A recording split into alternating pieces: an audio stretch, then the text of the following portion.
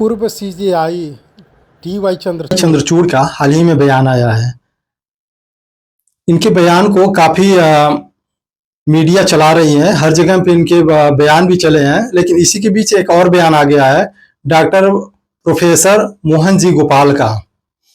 ये दोनों बयान आपस में क्योंकि मिल नहीं रहे हैं और हाल ही में तमाम जगह पे जैसे कि बिहार में चुनाव है और जातिवाद का मुद्दा कोई बचा नहीं है, तो ऐसा लगता है कि एक तरह से चारों तरफ से घेर करके फिर से मुस्लिमों को एक राजनीतिक मुद्दा बनाया जा रहा है। क्योंकि फैसला तो डी.वाई. चंद्रचूड़ के बेंच ने ही किया था, तो फिर बीच में क्या हो गया कि ऐसा बयान उनको देना पड़ा।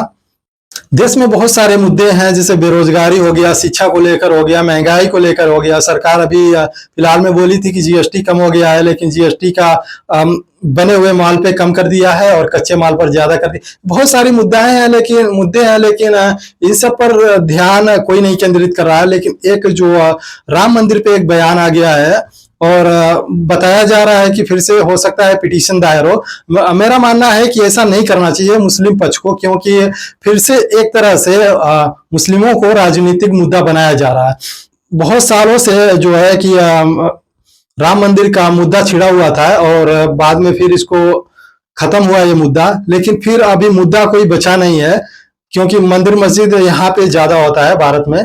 तो इस तरह से मुद्दा कोई ऐसा खास नहीं बचा है कि ताकि दोनों पक्ष आपस में विवाद करें, तो इसलिए राम मंदिर मुद्दा को फिर से उजागर किया जा रहा है, ऐसा मेरा मानना है। हालांकि ऐसा न हो ये बेहतर है, लेकिन एक तरह से जिस तरह से मीडिया में चल रहा है, इस तरह से देखने वाली एक बहुत ही गंभीर मामला उभर के आ रहा है सामने कि अगर वाकई में अगर एक पक्ष पिटीशन दायर करता है तो फिर से वही बवाल होने वाला है जो पिछले सालों में होता आ रहा था।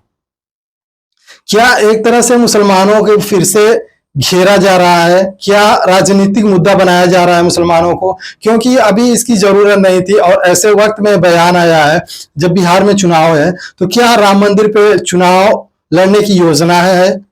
और क्या मुस्लिम पक्ष इसको लेकर के फिर से सुप्रीम कोर्ट जाना चाहेगी? ये मुद्दा बहुत गंभीर है और ये वीडियो को हर व्यक्ति को देखना चाहिए जो भी हिंदुस्तान में है, हिंदू हो या मुस्लिम, क्योंकि ये ऐसा मुद्दा है कि दोनों पक्ष को एक तरह से हर्ट होता है। तो इस पे जैसे कि राजनीतिक मुद्दा इसको नहीं बनने देना चाहिए। अभी क्या चल रहा है क्या नहीं चल रहा है, देश में बहुत सारी मुद्दे हैं बेरोजगारी को लेकर और बहुत सारी चीजें हैं। खास करके एक तरह से जब राहुल गांधी ने एक और बात छेड़ दी है, आपको बताना क्या है इसमें सभी लोग जानते हैं, तो इस तरह से मुद्दे को भटकाना या एक तरह से नया मुद्दा एक जारी करना अच्छी बात नहीं है। हालांकि इन्हीं की बेंच ने निर्णय लिया था, जजमेंट आया था, तो इनको ऐसा बयान भी नहीं देना चाहिए था, लेकिन हम तो कुछ कह नहीं सकते हैं।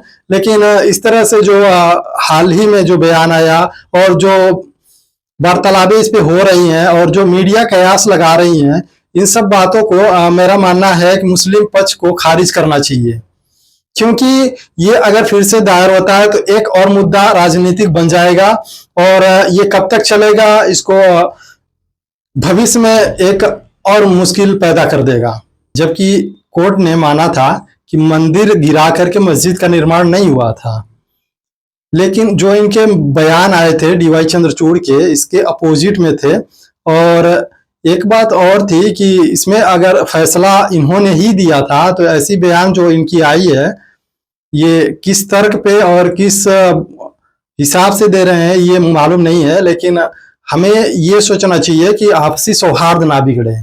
और भारत के खास करके मुस्लिम इस समय टारगेट पे हैं, तो हमें लगता है कि एक तरह से नया मुद्दा उजागर करके ये राजनीतिक चाय गर्म करना चाहते हैं।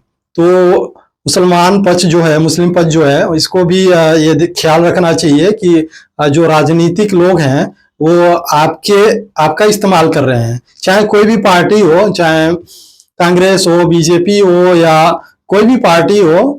तो ये सभी के सभी जो पार्टियां हैं ये मुस्लिमों का आज तक फायदा उठाती आई हैं और आगे भी उठाना चाहती हैं। इसीलिए ये जो पेंडिंग में था राम मंदिर का फैसला, वो जाकर के हाल ही में जो खत्म हुआ है, लेकिन फिर से इसको एक तरह से उजागर करके ये बताने की कोशिश की जा रही है कि आइए फिर से लड़िए और हम राजनीतिक तौर पे हम फिर से चाय गर्म करना चाहते हैं अपना। तो लोगों को समझना चाहिए, दोनों पक्षों को समझना चाहिए और इस पे गौर करनी चाहिए।